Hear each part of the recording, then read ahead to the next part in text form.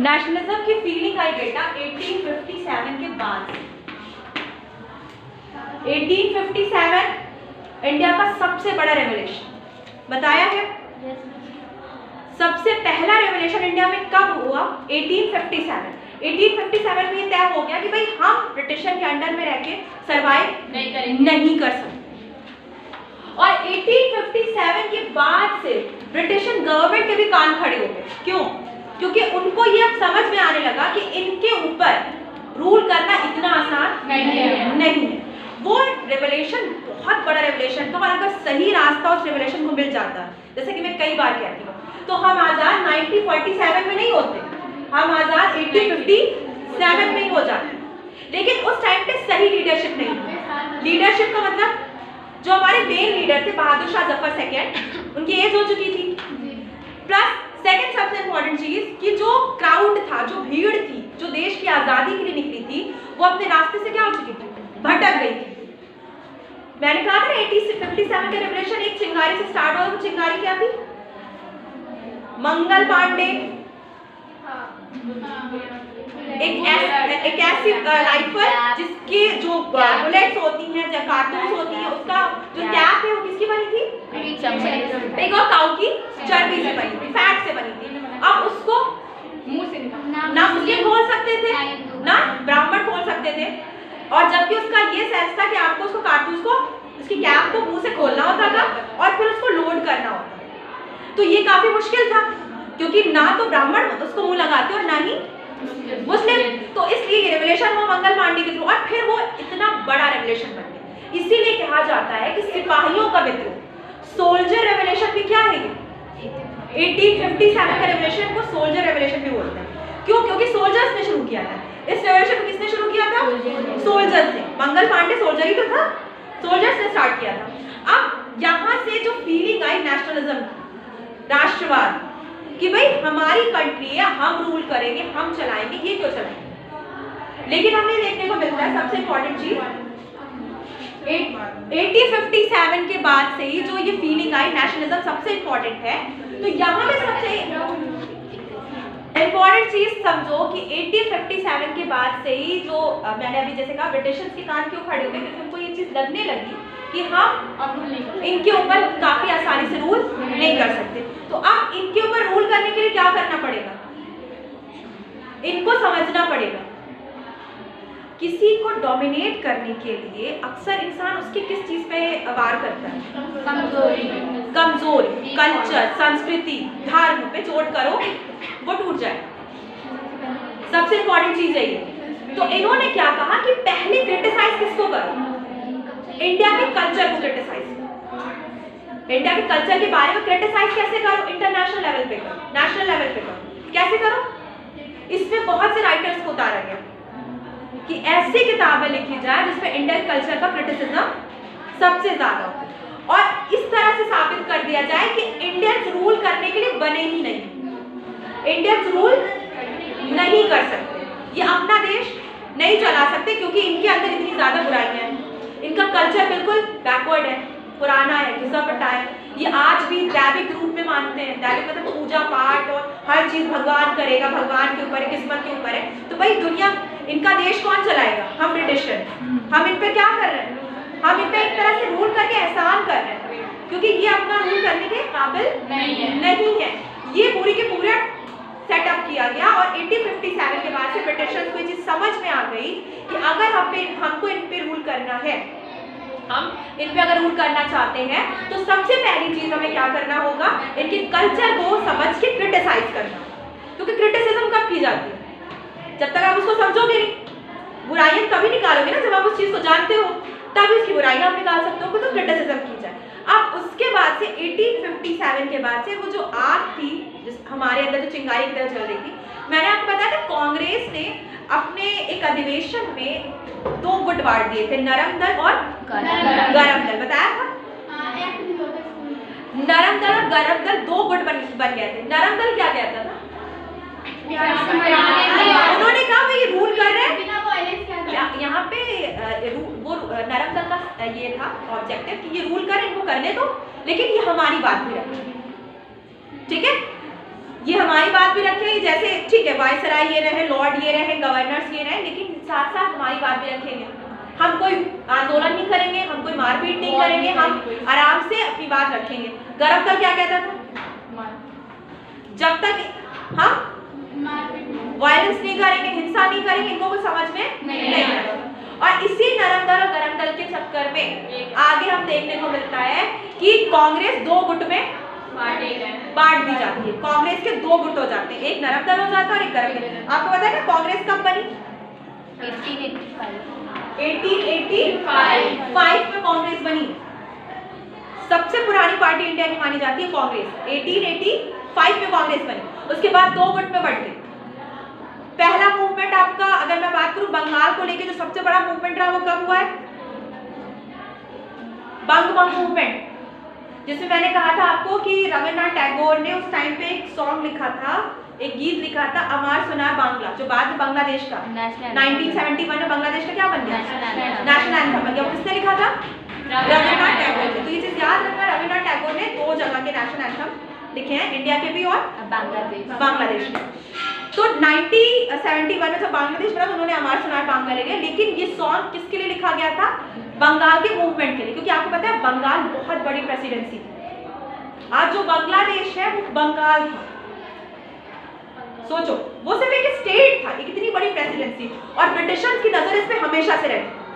उनका ये मानना था कि जो बंगाल का गवर्नर होगा वो बहुत स्ट्रांग होगा, वो कहीं ना कहीं पूरे इंडिया को क्या कर रहा होगा? कंट्रोल कर रहा होगा। तो बंगाल पर उनकी नजर थी, और बंगाल में इतना बड़ा मूवमेंट हो जाने का मतलब है कि वहां पे धीरे धीरे जो आग भड़क रही थी, किस चीज की? देश की आजादी के लिए।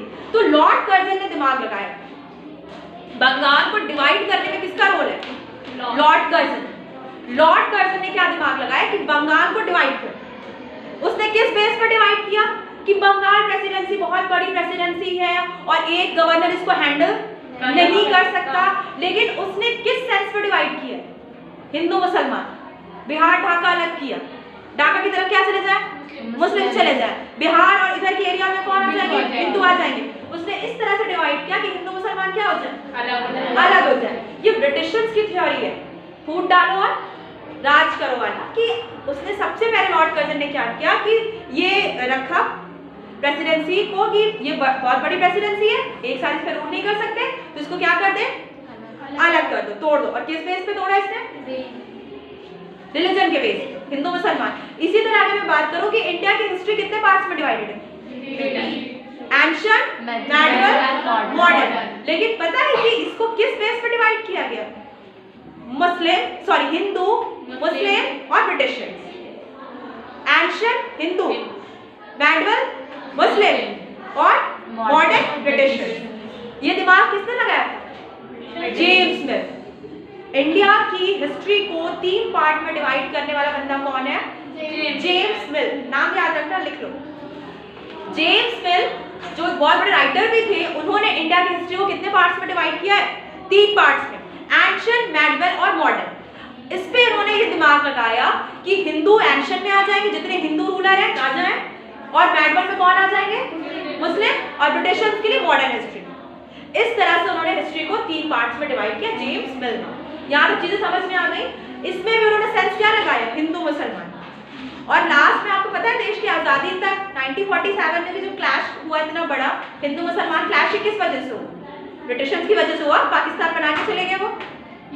हमारा भी बहुत बड़ा इसमें अहम रोल है। जो आज भी इंडिया का जो हाल होता जा रहा है वो बिल्कुल वैसा ही होता जा रहा है जैसे कभी किसी टाइम में था।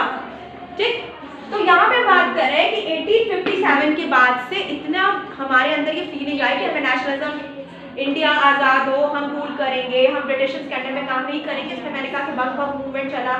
उसके बाद एक सबसे इम्पोर्टेंट नाम आता है मोहनदास करमचंद गांधी।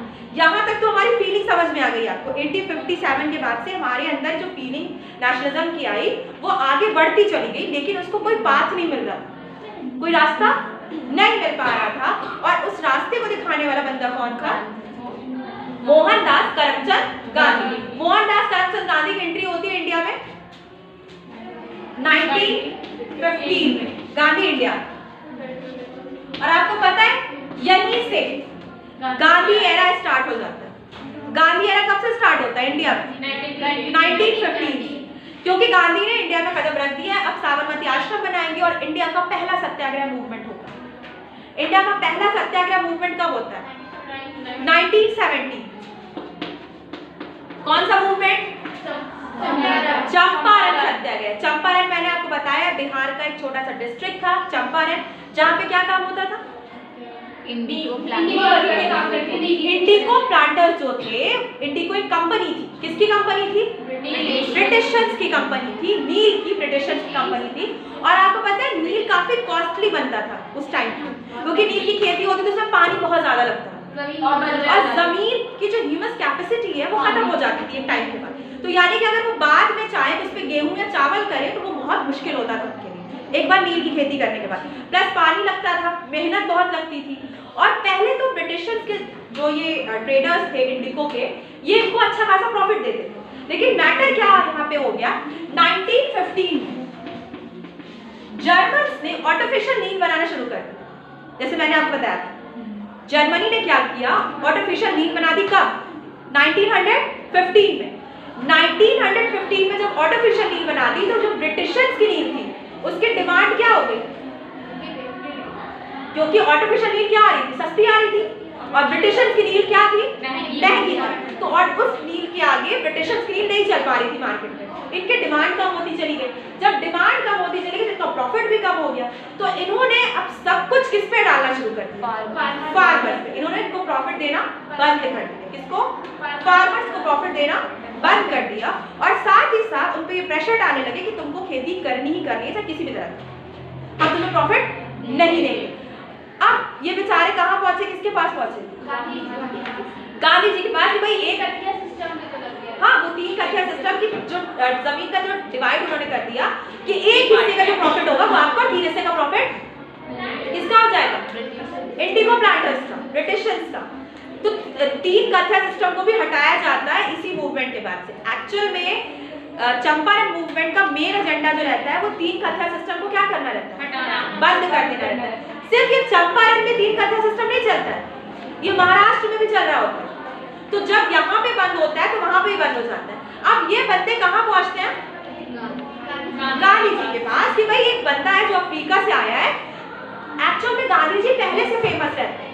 पहले से क्यों फेमस रहते हैं? क्योंकि साउथ में रंग भेद नीति, जो कलर की जो पॉलिसी वहां पे नहीं चलती थी ना, कि जो नीग्रो है सुपीरियर है, जो सुपीरियर है वो ज्यादा अच्छे होते हैं, जो नीग्रो है, हाँ, ब्राउन स्किन और फेयर स्किन का जो मैटर था कि जो ब्राउन स्किन वाले वो नीग्रो कहलाते हैं, जो फेयर स्किन के हैं वो सुपीरियर है। तो भाई सुपीरियर है तो ये इन पे क्या करेंगे? रूल करेंगे। किसके ऊपर? नीग्रो के ऊपर। जिसके अगेंस्ट गांधी जी ने वहां पे इतना बड़ा मूवमेंट किया जो सक्सेसफुल रहा, और न्यूज़पेपर तो पूरी दुनिया में चलते हैं। तो यहाँ पे भी उनकी पब्लिसिटी काफी ज्यादा। तो भाई यहाँ वाले कहाँ दौड़े?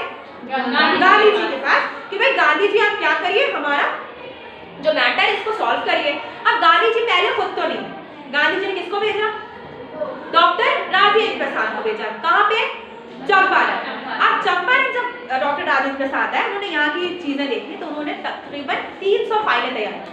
कितनी फाइलें? 300 फाइलें तैयार की। और उन्होंने गांधी जी के सामने रखा कि भाई देखिए ये नुकसान है, इतने इतने घर के लोगों को एजुकेशन तो छोड़िए, यहाँ पे बच्चों को फूड सप्लाई तक नहीं हो पा रही है फार्मर्स के।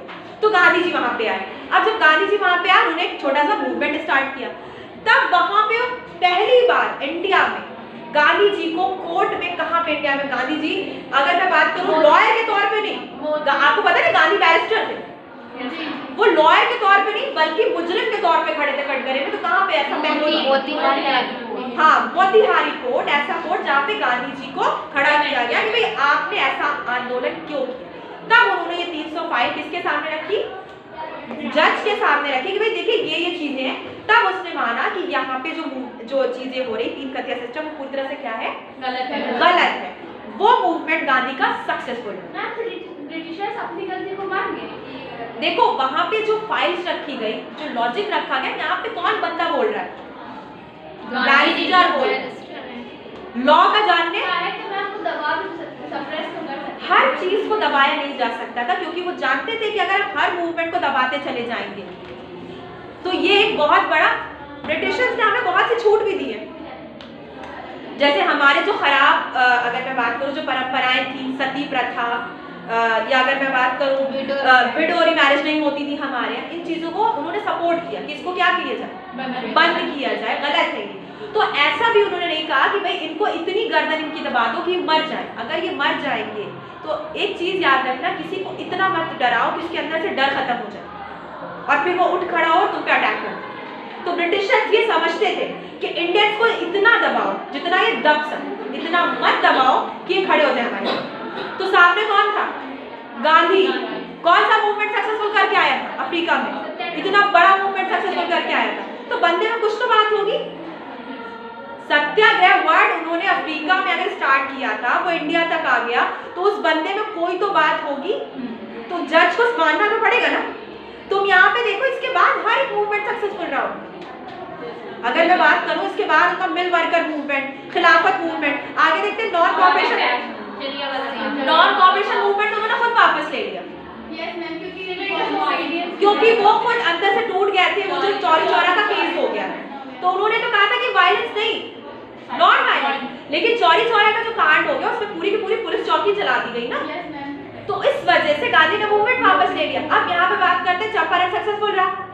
चंपारण क्या रहा? सक्सेसफुल रहा। अब गांधी ने उसी टाइम पे एक्चुअल में जब आपका last movement quit India movement होता है, वो कब होता है? 1942 में। ये बात मैंने बताई है आपको। एक ब्रिटिश रिपोर्टर ने उस टाइम पे गांधी का इंटरव्यू लिया कि आपके दिमाग में ये बात कैसे आई कि आप देश को आजाद कराएंगे।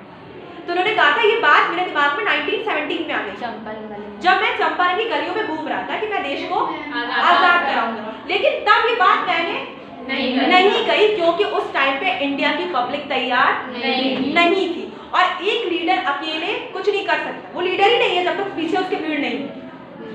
लीडर कब बनता है? जब उसके पीछे क्राउड होता है, उसके फॉलोअर्स होते हैं, उसके मानने वाले होते हैं, तब तो वो लीडर बनता है ना। और गांधी को पता था कि अगर वो 1917 में ये बात कहते तो कोई उनकी बात नहीं मानता। तो जो सक्सेसफुल हो रहा था मूवमेंट, वो सक्सेसफुल नहीं होता।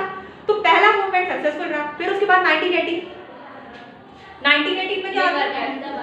Ahmedabad mill worker movement. आपको पता है कि कॉटन की ज्यादा टेक्सटाइल्स कहाँ पे? अहमदाबाद एक हब है कॉटन टेक्सटाइल्स का। वहाँ पे कॉटन की टेक्सटाइल, जैसे मैंने बात की कि आज आप लोगों ने कोविड का टाइम देखा है, लोगों ने शहरों से कहाँ भाग रहे थे लोग? गाँव की तरफ, क्योंकि महामारी पैंडेमिक आ गई थी। उस टाइम पे प्लेग नाम की एक पैंडेमिक आई थी। कौन सी? प्लेग नाम की पैंडेमिक आई थी। और इस पैंडेमिक की वजह से सब लोग शहरों से भाग रहे थे कहाँ? गाँव की तरफ। तो वर्कर्स नहीं थे, लेबर्स नहीं थे। किसके पास? जो टेक्सटाइल्स के मालिक थे उनके पास लेबर नहीं थे। तो उन्होंने क्या देना स्टार्ट कर दिया? बोनस की लालच में बहुत से लेबर रुक गए, उन्होंने काम किया। लेकिन जब धीरे धीरे पैंडेमिक क्या होती चली गई, खत्म होती चली गई, तो जो गांव गए थे वो सारे वर्कर्स शहर आते गए। तो मैंने आपको बताया ना मार्केट की क्या थ्योरी है? Demand, price, supply. तो जितने की डिमांड थी उससे ज्यादा वर्कर्स की सप्लाई थी। तो इन्होंने क्या कर दिया? प्राइस कम कर दिया। इन्होंने जब प्राइस कम कर दिया, बोनस एकदम बंद कर दिया।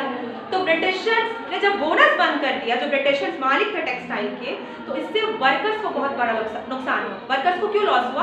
क्योंकि ये टाइम बेटा वो टाइम है जो टाइम वर्ल्ड वॉर का, और वर्ल्ड वॉर के टाइम पे इन्फ्लेशन रेट बहुत हाई होता है। इतना तो आपको पता है, महंगाई बहुत ज्यादा होती है। क्यों महंगाई ज्यादा होती है? क्योंकि चीजों की सप्लाई इतनी आसानी से नहीं हो पाती, तो प्राइसेस क्या हो जाते हैं? बढ़ जाते हैं। तो जब इन्फ्लेशन रेट इतना ज्यादा बढ़ गया था, तो वर्कर्स ने डिमांड रखी कि हम अपना गुजारा नहीं कर पा रहे। तो उन्होंने कहा भाई आप चाहे गुजारा करिए चाहे ना करिए, आपको इतने पे काम करना पड़ेगा।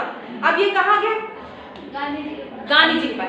गांधी जी ने यहाँ पे ये मैटर तय किया कि भाई इस बोनस को, ये जितना बोनस मांग रहे थे और ये 50% मांग रहे थे, वो 20%। तो गांधी जी ने ये 30 से 33% के बीच में मैटर क्लियर किया कि भाई इतने में तुम्हारा एजुकेशन, हेल्थ, ये चीजें आ जाएंगी, तो इतने पे मैटर वहाँ पे सॉर्ट आउट। तो ये आपको समझ में आ गया? ये दूसरा मूवमेंट। अब बात करते हैं तीसरा, रॉलेट एक्ट। तो है रॉलेट एक्ट, हाँ एक एक्ट भी आया 1990 में। 1990 में कौन सा एक्ट आया? Rowlatt act. इस एक्ट को ब्लैक एक्ट भी कहते हैं। क्यों कहते हैं?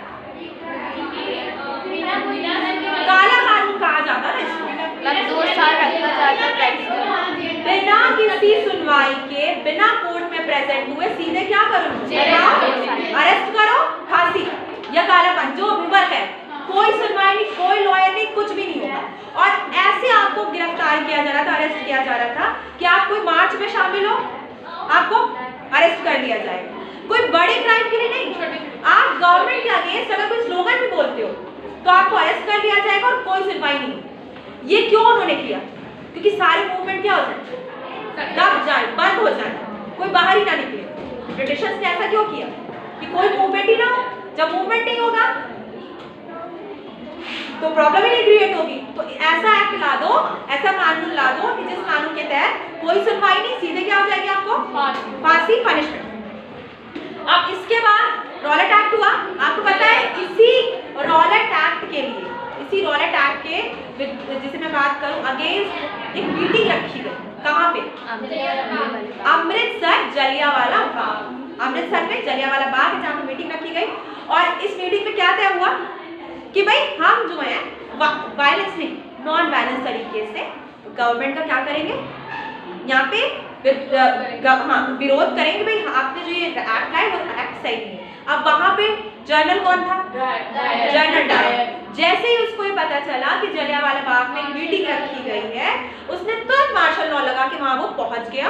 और आपको पता है कि वहां पे उसने क्या किया, फायर का ऑर्डर दिया। एक ही गेट था एक्चुअल में, एग्जिट और एंट्री जलियांवाला बाग में एक ही था।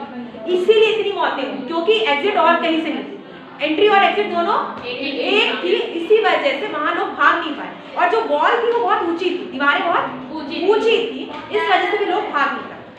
और वहां पे बहुत ज्यादा लोगों की मौत हो गई। उसमें सबसे ज्यादा जो मरे वो बूढ़े, बच्चे और औरतें थी, क्योंकि एक्चुअल में वो दिन कौन सा था? बैसाखी का दिन। और बैसाखी के दिन कोई भी फेस्टिवल होता है, बच्चे बाहर घूमने जरूर जाते हैं। अपने घर पे जो मम्मी होती है या चाची हुई या दादा हो, उनके साथ वो घूमने जाते। तो सबसे ज्यादा औरतें थी, बच्चे थे और बूढ़े थे। इसीलिए जब हंटर कमेटी बनी, हंटर कमेटी क्यों बनी? बहुत इसको रिवलेशन हुआ भाई कि जलियांवाला बाग में जो इतना बड़ा मूवमेंट, इतना बड़ा जो क्राइम हुआ है, इतने लोगों को मारा गया है, तो पूरे ऑल इंडिया कांग्रेस के जितने बड़े बड़े लीडर्स थे, या मैं कहूँ पोएट्स थे, रविंद्रनाथ टैगोर ने अपनी उपाधि तक वापस कर दी थी इस केस के बाद। नहीं, इसके लिए भी उन्होंने कहा था, उनको वो दी गई थी ना, सर का टाइटल मिला था। तो उन्होंने कहा था कि भाई इतना बड़ा जो केस हुआ, लोगों ने अपने मेडल्स वापस करना शुरू कर दिया था। जो मेडल्स और टाइटल्स कौन देती थी? ब्रिटिश गवर्नमेंट देती थी। तो उन्होंने टाइटल्स और मेडल्स देना वापस कर दिया था। तो इस वजह से बस नाम के लिए ब्रिटिश गवर्नमेंट ने क्या बना दी, कमेटी बना दी कि भाई हम जो है जनरल डायर पे केस चलाएंगे। हंटर कमेटी बनी, जो हंटर थे वो उसके हेड थे, तो हंटर कमेटी बनी, जिसमें यह तय हुआ कि भाई डायर को क्या किया जाए, सजा के तौर पे सिर्फ ट्रांसफर कर दिया गया। कहाँ ट्रांसफर किया गया? इंग्लैंड। और अच्छी पोस्ट पे ट्रांसफर किया। मैं अगर बात करूं यहाँ पे वो जिस पोस्ट पे था उसको उससे भी अच्छी पोस्ट में वहां पे ट्रांसफर किया गया। तो ये उसकी सजा थी। सिर्फ ये क्या थी? उसकी सजा थी। सिर्फ उस टाइम पे जो इंडिया में इतना बवाल हो रहा था, इतना मैटर क्रिएट हो रहा था, उसको दबाने के लिए डायर को यहाँ से हटा दिया। ये क्लियर हो गया, केस खत्म। इसी टाइम पे खिलाफत मूवमेंट भी होता है, जिसे बाद में Gandhi ji non cooperation movement में बदल देते हैं। क्यों बदलते हैं? क्योंकि खिलाफत मूवमेंट सब मुसलमानों से रिलेटेड था और गांधी ने दिमाग लगाया कि इस मूवमेंट को अगर हमें बड़े लेवल पर बड़ा, उन्होंने दिमाग ये लगाया कि अगर इसमें हमें हिंदू भी इन्वॉल्व करने हैं तो हमें इसमें क्या करना होगा, नॉन कॉपरेशन मूवमेंट चलाना होगा। नॉन कॉपरेशन मूवमेंट क्या कह रहा है कि हम किसका कॉपरेट नहीं करेंगे? ब्रिटिश का। क्योंकि गांधी का कहना था कि ये ब्रिटिशर्स कैसे काम कर रहे हैं, एम्प्लॉय तो हम ही हैं इनके साथ, जॉब में कौन है? हम ही काम कर रहे हैं इनके साथ। तो भाई अगर हम जॉब से हट जाए, रिजाइन कर कॉपरेट ना करेंगे, हाँ कॉपरेट नहीं करते, हम कॉलेजेस छोड़ दें, जितने ब्रिटिशर्स कॉलेज हम एडमिशन लिए हमें छोड़ देते हैं। अगर हम कॉलेजेस छोड़ दे रहे हैं, इसी के बाद से आप देखोगे कि जो BHU है, बनारस हिंदू यूनिवर्सिटी, वो बनती है। ऐसे बहुत से कॉलेजेस बनाए जाते हैं, जो यूनिवर्सिटीज बनाई जाती है जिसमें इंडियंस पढ़ सकें। क्योंकि इस मूवमेंट के बाद ये डिक्लेयर हुआ कि हम ब्रिटिशर्स का बिल्कुल भी सपोर्ट नहीं करेंगे। और इसी वजह से हमें देखने को मिलता है कि ये मूवमेंट काफी ज्यादा सक्सेसफुल होता जाता है, क्योंकि बहुत बड़े बड़े लॉयर जो होते हैं वो नौकरियां छोड़ देते हैं, लोग कॉलेजेस छोड़ देते हैं, लोग स्कूल छोड़ देते हैं। मुंशी प्रेमचंद भी, अगर मैं बात करूँ, बहुत फेमस नाम आता है कि उन्होंने इस मूवमेंट के तहत अपनी जॉब रिजाइन कर दी। अब लोग गवर्नमेंट का सपोर्ट नहीं कर रहे थे। अब इसी के बाद हो जाता है एक केस। अच्छा हाँ, एक पॉइंट मुझे बताओ, खिलाफत मूवमेंट किन दो ब्रदर्स ने स्टार्ट किया? मोहम्मद अली। लेकिन प्रेसिडेंट कौन थे इस मूवमेंट के? अरे महात्मा गांधी। इस मूवमेंट के प्रेसिडेंट कौन थे?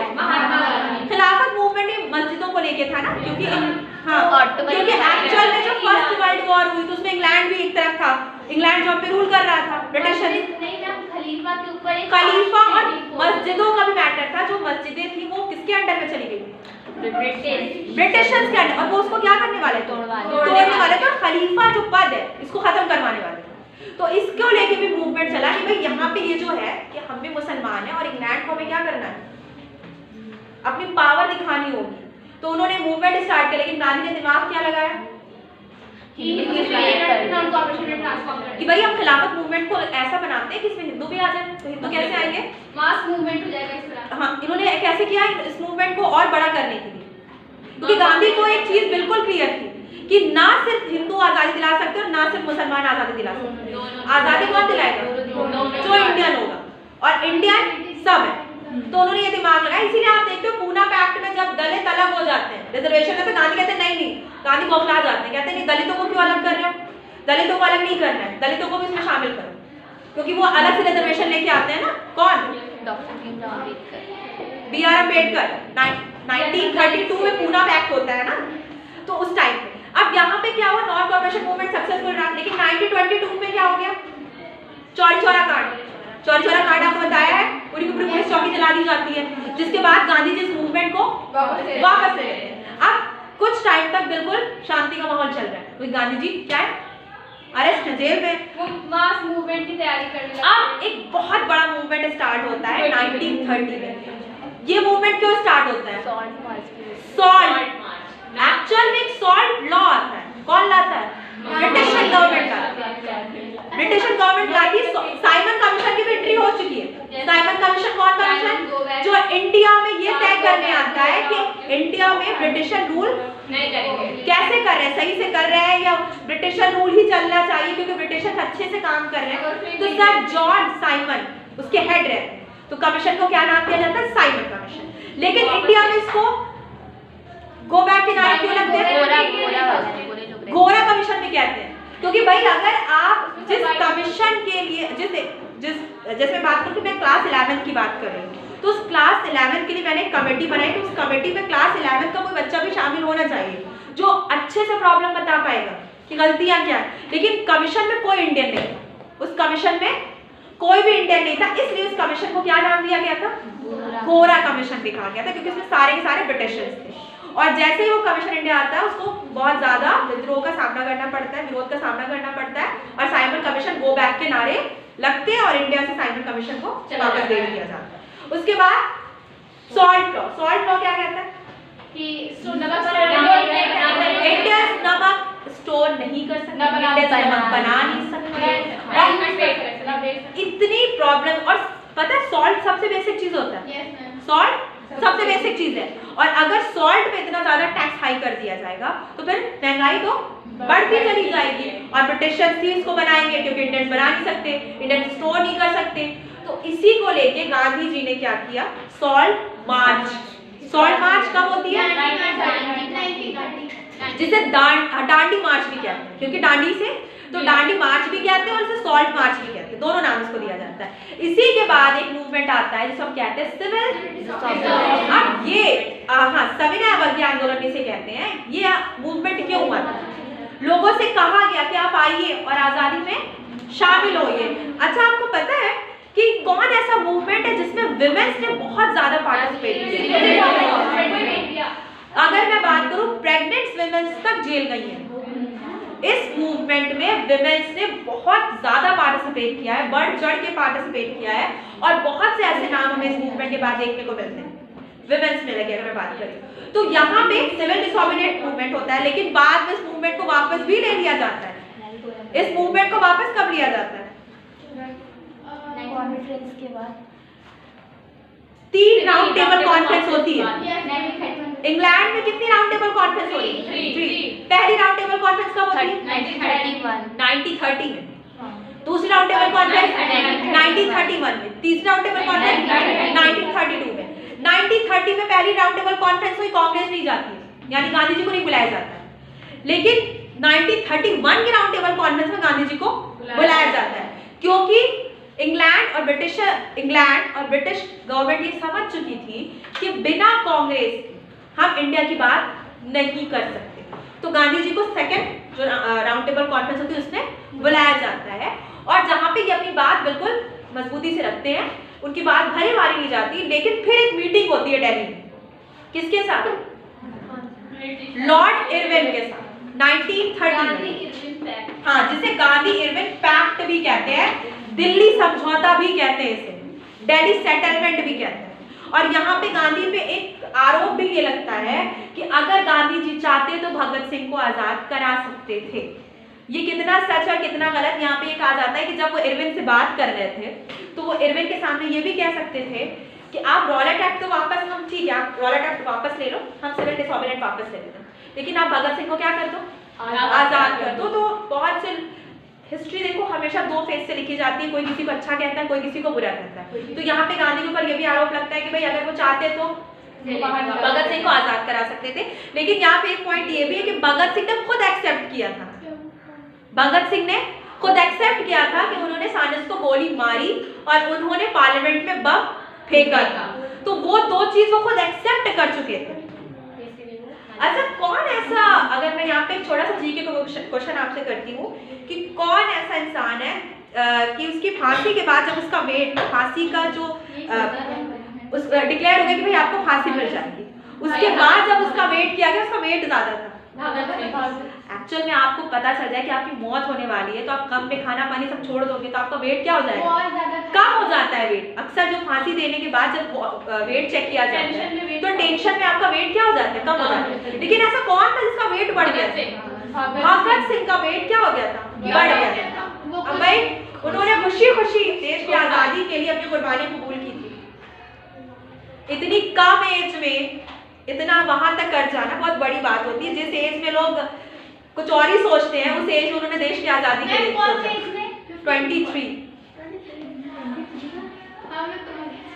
इस एज में काफी यंगेस्ट थे ना भगत सिंह, तो इस एज में वो कॉलेज जाते थे, उनकी इंग्लिश बहुत अच्छी थी, उनको इंग्लिश लिटरेचर में बहुत ज्यादा दिलचस्पी थी।